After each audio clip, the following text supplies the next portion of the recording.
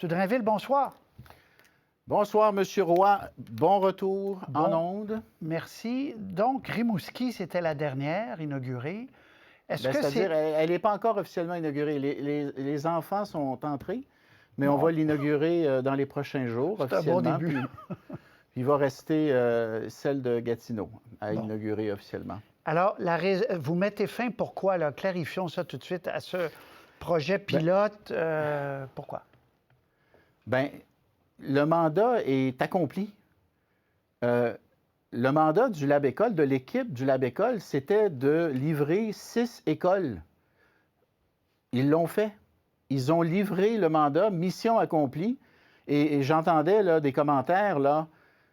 Dans les faits, ce qu'on a fait, c'est qu'on s'est inspiré du Lab École, des avancées du Lab École au niveau de l'espace, des corridors plus larges, plafonds plus hauts, des grandes fenêtres, des gymnases doubles, une convivialité des espaces de complémentarité ou de partage où les enseignantes peuvent travailler ensemble et tout ça.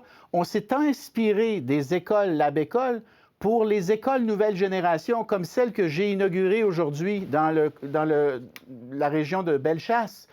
Alors, le mandat, il est accompli. Ils ont fait leur travail. Leur travail, c'était d'inspirer l'école de l'avenir.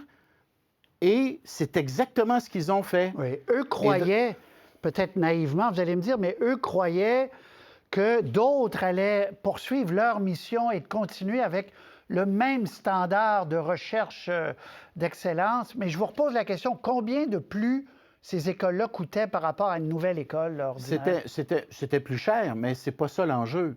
Non? L'enjeu, non, absolument pas. L'enjeu, c'était de penser l'école de l'avenir. Ils l'ont pensée, ils l'ont livrée, elle existe. Il y a 6 Lab Écoles. Et ce qu'on a fait, c'est qu'on a pris les avancées des 6 écoles et là, on les intègre dans les nouvelles écoles qu'on inaugure. Les écoles nouvelle génération, on va en inaugurer une vingtaine là d'ici Noël, Patrice. Ces vingtaines d'écoles nouvelle génération, elles s'inspirent du Lab École. Le modèle est le même, pas exactement le même, mais par exemple, aujourd'hui dans Bellechasse, par exemple, Ricardo, pour lui, ce qui est important, c'est enseigner aux enfants la saine alimentation. Donc, d'avoir des cuisines dans les écoles pour apprendre aux élèves à cuisiner, tout ça. Il y en a une cuisine dans l'école que j'ai inaugurée aujourd'hui, comprenez-vous? Oui, je comprends très bien. Eux n'ont pas l'air de comprendre parce qu'eux se disent quand même un peu déçus. Mais passons. En passant, il n'y en a pas dans la métropole, il y en a dans plusieurs régions. Il aurait pu en avoir une dans la grande métropole. Oui, il y aurait pu. Il y aurait pu, mais à un moment donné, qu'est-ce que vous voulez? Il faut faire des choix. Alors, on en a, ils sont répartis un petit peu partout sur le territoire québécois. Très bien. Mais honnêtement, Patrice, je veux vraiment insister là-dessus. Moi, là, l'équipe du Lab École, il était avec moi pour chaque inauguration. On a inauguré 4 jusqu'à maintenant, la 5e Rimouski, la 6e sera Gatineau. Puis je vais vous le dire, dans les rencontres que j'ai eues avec eux encore avant de partir en vacances pour l'été, ils m'ont dit, écoute, c'est notre décision. On est heureux. On finit notre mandat, on est de bonne humeur, on est très heureux. Puis d'ailleurs, aujourd'hui, Ricardo, dans une entrevue avec votre collègue Masbourian, il a dit, je veux rectifier, on n'est pas déçu que le gouvernement mette fin au lab, c'est notre décision. Ouais. On voit des morceaux du Lab École dans les nouvelles écoles. Mais alors, il a parlé de manque de vision, mais c'est bon, on ne va pas passer, parce que j'ai d'autres choses à vous poser. Ah ben oui, mais j'espère. Vous avez des chiffres. Avez-vous des nouveaux chiffres sur le manque de personnel, la pénurie de personnel dans le réseau? Je pense que vous devez les mettre le mercredi. On attendait ça. Est-ce qu'on a les nouveaux chiffres? Ça doit se faire dans les prochaines minutes, mais je vais vous les donner, les chiffres. Allez-y. Ils vont apparaître sur le tableau de bord dans les prochaines minutes. Alors, la semaine passée, on était à 80... il y avait 1810 postes à combler. Bon, là, on est à 2700, donc 900 de plus qu'à pareille date. Maintenant, c'est-à-dire que la semaine passée. Maintenant, le pourcentage de postes comblés, on était à 96 %. Attendez un peu, je recommence, OK? Parce que là, je viens d'avoir les chiffres. Je viens d'avoir les chiffres. C'est-à-dire, il y a un petit peu plus de postes à combler qu'à pareille date l'année passée, mais on est à 97 % des postes comblés, Patrice Roy. OK? Donc, 97 % des postes d'enseignants qui devaient être comblés le sont, et ce, malgré le fait qu'on a dû combler plusieurs milliers de postes de plus parce qu'on a plusieurs milliers d'élèves de plus à scolariser. Et donc, 97 des postes d'enseignants, si je pense que c'est le chiffre qu'il faut retenir, 97 des postes d'enseignants Très bien. comblés le sont. Mais vous dites c'est pire que l'an dernier. C'est là où je vous suis moins. Parce Alors, que à la pareille semaine date- dernière, on disait que c'était mieux que l'an dernier. À pareille date, l'année passée, on en avait 1800 à combler. Là, on est à 2700. Donc, c'est effectivement vrai. On a quelques centaines de plus. Mais je vous redis que le chiffre de l'année passée, c'était basé sur... On avait à ce moment-là moins de 90 000 postes à combler.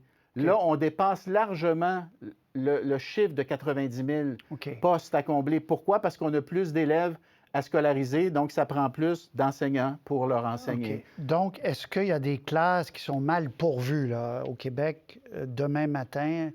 Est-ce qu'il y a des... Moi- qu'est-ce qu'on fait pour résorber ce manque à gagner? Moi, tous les rapports que j'ai eus jusqu'à maintenant, là, puis vous comprenez que je n'ai pas parlé au 72 DGE, là, Direction générale là, des centres de services, mais tous les rapports que j'ai jusqu'à maintenant, y compris dans des entrevues d'ailleurs qui ont été données aux journalistes, c'est qu'il y avait un enseignant dans chaque classe pour la rentrée. Est-ce que c'était toujours un enseignant avec brevet? La réponse c'est non, mais dans la vaste majorité des cas, c'était le cas, donc enseignant avec brevet. Et ceux qui n'avaient pas de brevet avaient un baccalauréat.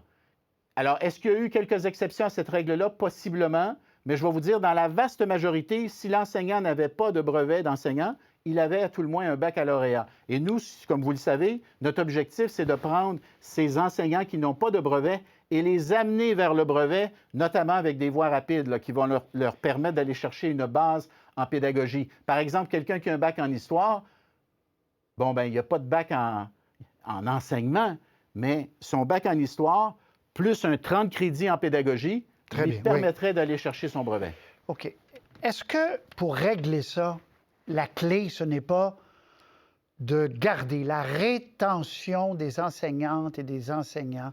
Combien d'enseignantes, d'enseignants ont quitté depuis cette année en cours, Bernard Drinville?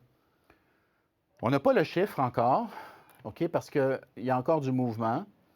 Mais vous avez raison de dire que la rétention, c'est la clé. Et la rétention, je vous dirais, à plusieurs niveaux, Patrice. Par exemple, on a 5 000 inscriptions en enseignement après 4 ans. Donc, la cohorte, mettons, d'une année, ils sont 5 000. Au bout de 4 ans, à la fin du bac en enseignement, il n'en reste plus que 3 000. Moi, j'aimerais ça savoir pourquoi il n'en reste plus que 3 000. Et ça, les facultés d'éducation vont devoir travailler là-dessus pour nous identifier les raisons pour lesquelles ils en perdent 2 000 en chemin. Et l'autre chose, une fois que une fois entré, parce que là, vous êtes plus directement responsable, une fois entré dans le réseau, pourquoi autant quittent? Oui. Alors, exactement. On en perd à peu près 1 sur 5. Là. OK? Après 5 ans, on en perd 1 sur 5. Bon, bien, il faut le savoir, ça. Et donc, oui, les centres de services scolaires, on va leur demander de faire des entrevues avec les personnes qui décident de quitter la profession d'enseignant, d'enseignante après un certain nombre d'années. Vous avez raison, il faut savoir pourquoi elles quittent. Maintenant... Mais il y a des gens qui quittent et encore qui racontent que personne ne leur a demandé pourquoi. Vous avez raison. Et c'est pour ça que je demande au centre de services scolaires de se pencher là-dessus. Et nous allons avoir une discussion formelle avec les directions des centres de services scolaires pour qu'ils mettent en place justement cette entrevue, appelons ça comme on voudra, mais quand on en perd un, très bien. Ben voilà. Puis il y en a qui sont malades, il y en a a beaucoup, 10 000. Est-ce qu'on m'a donné un bon chiffre? 10 000? Écoutez, si vous voulez, on va vérifier ce chiffre-là. Patrice, je ne voudrais pas corroborer un chiffre puis vous revenir en disant que ce n'est pas le bon. Pas sûr, mais bon, c'est ça, moi non plus. Bon. Mais on va le vérifier. Mais l'autre chose qu'il faut dire, là, je suis tannant avec ça, là, mais ça nous prend plus de jeunes qui décident de choisir les carrières en éducation. Très bien. Puis c'est pour ça qu'on a augmenté les salaires d'une manière très substantielle. Je vous le rappelle, là. Tu sors à 24 ans. Au terme de la présente convention, tu sors à 24 ans avec ton bac en enseignement, tu vas gagner 65 000. Après 13 ans, tu vas gagner 109 000. Donc, tu as 37 ans, tu gagnes 109. On va avoir des aides à la classe, une deuxième adulte dans les classes du primaire. Dans la moitié des classes du primaire, on va avoir une deuxième adulte. C'est la nouvelle convention qui permet ça. Voilà. Très bien. Bernard Drinville, plus de permanence. Vous avez dit tout ça. Un mot sur la politique, parce que c'est la rentrée aussi politique. Sondage qui a été diffusé à TVA dans le Journal de Montréal ce matin, où l'écart avec le Parti québécois se réduit. Donc, c'est des bonnes nouvelles pour vous. Vous avez dit aujourd'hui plusieurs fois, semez, semez, semez, vous récolterez. Est-ce que vous voyez une embellie? Parce que disons que ça a été dur depuis quelques mois, là. Ben oui. Ben oui, mais oui, on sème. Moi, qu'est-ce que tu veux, j'ai été élevé sur une terre, là. Bon, c'est ce que j'ai dit aujourd'hui. Je dis, écoutez, moi, je suis de la vieille école. Tu sèmes, tu travailles ta terre, tu laboures et tout le reste, puis un jour, tu vas récolter. Puis si tu travailles comme il faut, puis que la météo t'est clémente, hein? Faut pas que tu aies trop de tempêtes, là, de grêle et tout Il le faut reste. moins mais parler. si- Vous êtes plus populaire quand vous parlez moins l'été. Il faut se calmer. C'est un peu ça. Je parle pas que de vous, là. Ouais, Non, ben mais là, ça là, fait... j'ai non? pas beaucoup parlé quand même pendant l'été. Je me suis tenu tranquille. Ben, c'est ça. Et là, voulez-vous, avec la rentrée scolaire, j'ai pas le choix que de parler. Si je parle pas, vous allez m'en faire le reproche. Mais donc, mais non, mais Très bien. moi, tout ce que je veux vous dire, Patrice, sérieusement, là, c'est que on travaille, on fait des changements. En éducation, on est en train d'opérer un redressement sur toutes sortes de plans. Hein, l'affectation plus précoce qui nous a permis justement de trouver des profs pour le début de la rentrée. Ça, c'est un changement qu'on a fait, là. Les 30 crédits dont je viens de vous parler, les aides à la classe, les nouvelles écoles dans lesquelles on investit, OK. les données. Alors, on effectue un grand redressement en éducation. Moi, je travaille là-dessus tout le temps. Puis vous me connaissez assez, on a été collègues, là, vous savez que je n'ai pas peur de l'ouvrage, fait que je travaille. Puis mes collègues font la même chose, Christian Très à la bien. santé. Puis, alors on espère, Merci. l'espoir qu'on a, c'est qu'à force de bien travailler, les gens vont avoir le goût de nous refaire confiance. Le C'est temps juste ça. est long, c'est ça. Il reste 2 ans. Merci. Bernard Drinville, ministre de l'Éducation, merci de nous avoir parlé.